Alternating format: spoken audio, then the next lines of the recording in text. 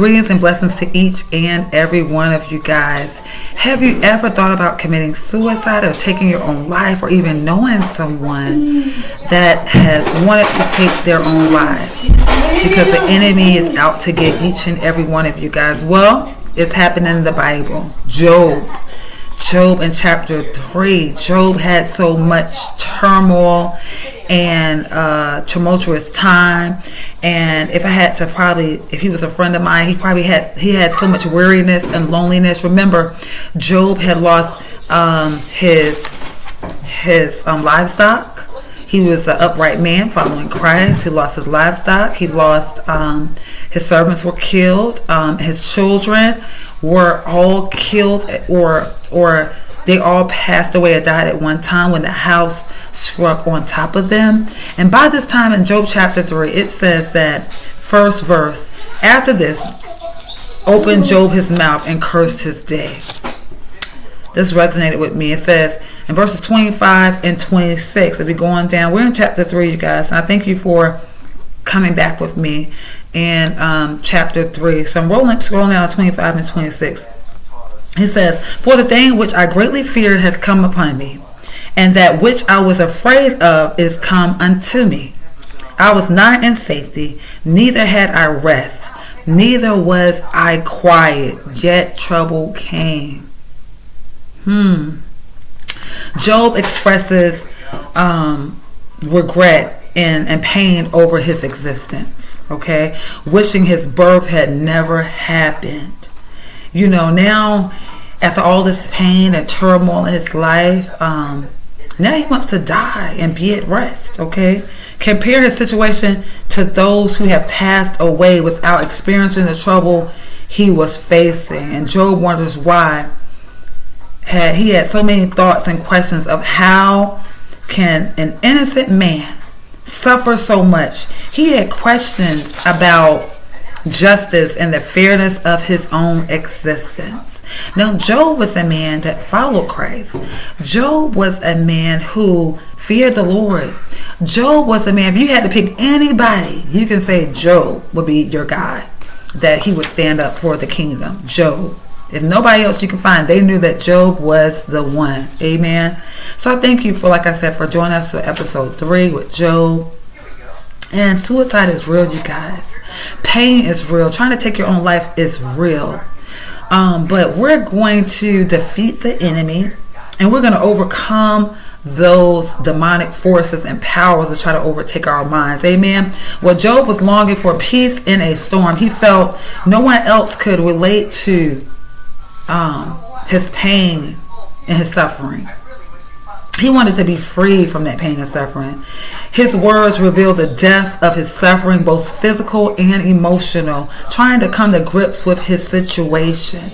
I wrote this, guys, on June the 1st over the weekend, but I'm just, going over it. So if you see me going back and forth, I wrote this, okay? And if you hear a noise, I got my 5-year-old grandchild. Some of you know she's 5 years old. I'm praying for her and myself, and she's going through her own trials with autism, and God's gonna bring her out, bring it great. I am praying and maintaining, but that's a process. Amen. So let's get back on topic. I said, so if you hear her, she runs, that's my granddaughter, and this is my day. Okay, 2 days a week, and today is the day. So okay, let's get back. So Job, what does this mean for us with all that pain and suffering? I don't know. I'm pretty sure you have some suffering. I have suffering. It just goes and comes. Different suffering. It could be, what does this mean for us? Have you been so exhausted with life you wish you were never born sometimes? I have, in a sense, or I would ask sometimes, why, Lord, why was I here? Why was I brought here to endure so many hardships for myself? And why was it necessary? Me. Why me? And so, I didn't think about really killing myself, but these are the questions that are normal questions, like, why, Lord, why? Even though you know why, you just want to know why. You want God to just say something to you right at that moment, and He's there comforting us. He's left the Holy Spirit with us, the ones who are following Christ. So we have that comfort, and He brings you out of those troubles. And now you can kind of be a witness. I understand what Job, in a sense, was going through about his life, because it was so hard and so painful. It was so traumatic. And he's at a point now like, what in the world, happened? But God allowed Job to continue on in his life to teach him to not regard wisdom of man so much. He also wanted to vindicate Job before other men. God had to make an example for all men. So why wouldn't he start with Job, a man who's being faithful and true to him? Why not? Just like me, I have had so many sorrows in my life, and it has been hit the levels of a 10. Not the same level as Job, but for me, my sorrow, it sometimes has felt impossible to endure. Just different trials at different stages of life. It feels like, oh, am I going to get out of this? Whichever or whenever my trials come, I too face strenuous, rough, and never seems like it will end in adversities. But I know that God, and each time, has been bringing me through. And John 6:22 says, "And ye now therefore have sorrow, but I will see you again, and your heart shall rejoice, and your joy no man taketh from you."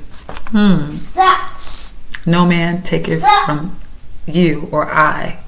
No man. What did he say again? This is in John 16:22. I was trying to find the scripture about sorrow. And it said, "And ye now therefore have sorrow, but I will see you again, and your heart shall rejoice, and your joy no man take it from you." So as I read that, I smile because I know when I have those sorrowful times, I get joy after a while.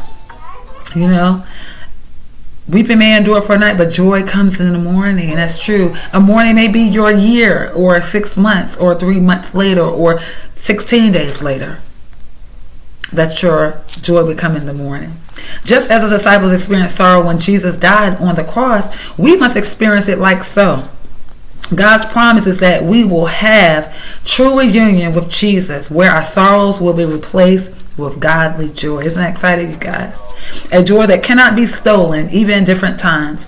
This joy is foretaste of the eternal joy as believers, just you and I, will experience in the presence of God.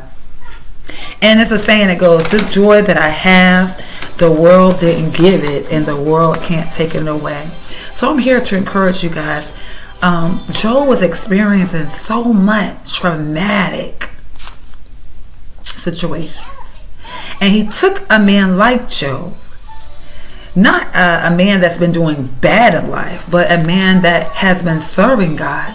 So what does that tell you and I? It tells us that even though you're following Christ, hardships will come. But Job knew that God was still there. He didn't curse God and die. He just wished that he was dead because his heart was so broken in pieces. But yet he knew that the God that he served, amen, that God so loved the world that he gave his only begotten Son, that whosoever believeth in him should not perish but have everlasting life. And Job knew that to be the truth, even though the circumstances overshadowed who he was at that time. So I want you guys to be encouraged right now on episode 3, and this is getting really deep and good, you guys. So for the ones who want to take your life, or the enemy try to tell you, no, do not. You're here for a purpose. God has great things in store for you, just like he did with Job. He's the same God yesterday, today, and forever. Evermore. The same God, you guys. So I want you to be excited about your life. And even though you're going through these trying times, that our God is by your side. He left the Holy Spirit with you. Amen.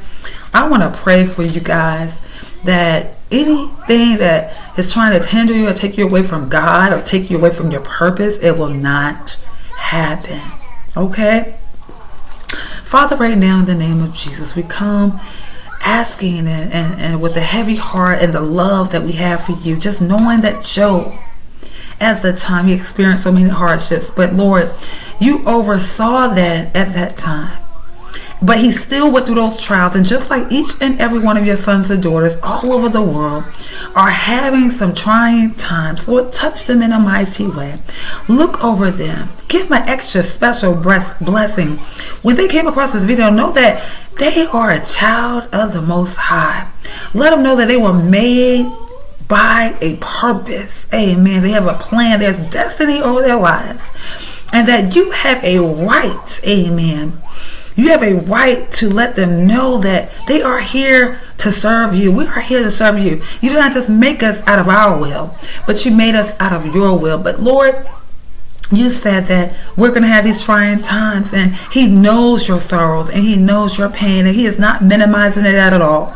But he is a God of love. He is a God of second and third and fourth chances. Ask God to forgive you. Touch the ones who need to be touched right now. Each and every one needs to be touched, even me. Lord, we cast out the fear of the enemy, of demonic forces trying to make a person take their lives, Lord. They are so important. Each child of yours are so important. You love them so much. Know that this video that's crossing you on today, that God loves you so much. He wouldn't trade you for anything in the world. That God has a special plan over his life for you. Know that God has a greater purpose. Do not let the enemy tell you that you're not important. You are so important to Christ. He said that he knows every hair on your head. Lord, we thank you for this video. We thank you for your expression of giving us together with Job, that we can see the insight, okay, that you have given unto me to say to your people. Lord, for the ones who love you so much and the ones who on the fence, but now they don't have to be on the fence anymore, because this video right here that you sent me to resonate with your people. And if you're on the fence about God, if you needed a sign, here it is today. That we are praying, interceding for you, each and every one of God's children.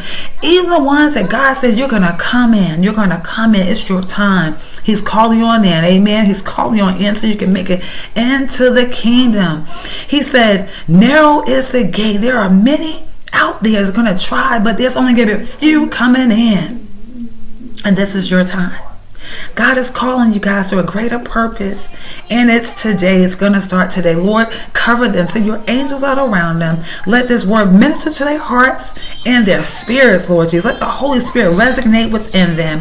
And if they're not saved, let them know that by them believing that Jesus Christ died on the cross for their sins, that they too shall be saved, and they can start this day fresh. Amen. They can start this day brand new. We ask you in this mighty name of Jesus. Amen and amen. You guys, I love you. I love you. I love you. We're going to wrap this up. If you decide to give God your heart, I want you to message me below and say, I decided to give God my heart. And then I will email you or send me an email. I want you to send me an email.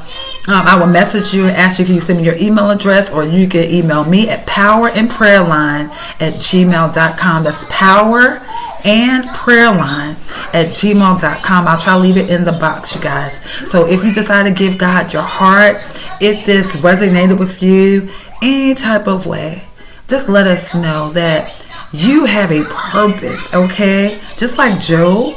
He had a purpose, and God still maintained. And it's more to Job. So we're going to go on episode 4. There's more good news for Job. This right here, I'm not bypassing that because this is a serious chapter, okay? But it was more than what I imagined as I went back to read Job. Because we all had thoughts of why we're here and if I didn't be here or what would happen if I was gone. No. We're not going to leave until God says it's our time. Amen. That is the spirit of the enemy. And we cast that out in the name of Jesus. I love you, but God loves you so much more. I love you. Have an amazing day, and you guys be blessed. And now I'm going to try to get back with you as soon as I can with episode 4 on Job. Amen. You guys go out and be blessed and love somebody on purpose. Amen.